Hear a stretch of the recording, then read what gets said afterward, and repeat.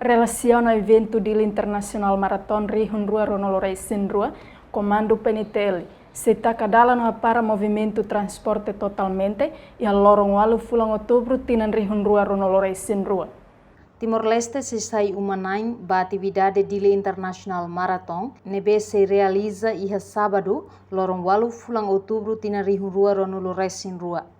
Hahuhusi Palácio Presidencial Nicolau dos Reis Lobato, no remata iha Palácio Presidencial Nicolau dos Reis Lobato. Nune baseia bakarta comissão organizadora, lorong Ronolorei Sinida fulang setembro.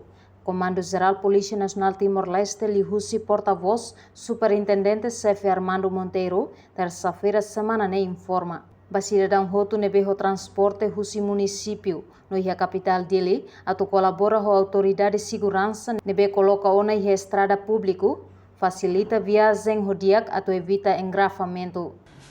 Cidadão Roto nebe makhalu momento o transporte husi município mai no iha capital dele, onde colabora com a autoridade de segurança nebe coloca estrada público, facilita itania viagem rodiak onde evita engrafamento. Rua, Comando PNTL se taka dalam no hapara momento transporte totalmente.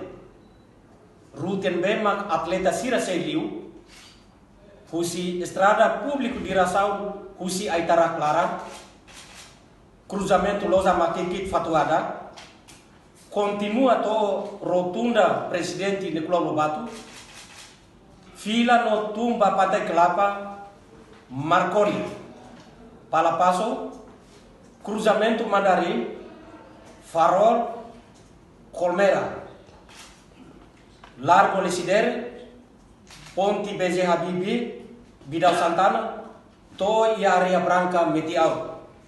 Fila Falimai, Rute Hanesan Lesider, Palácio Governo, Colmera, Mandarim, Palapaso, no Seilo Quehicas, Mahira, evento remata.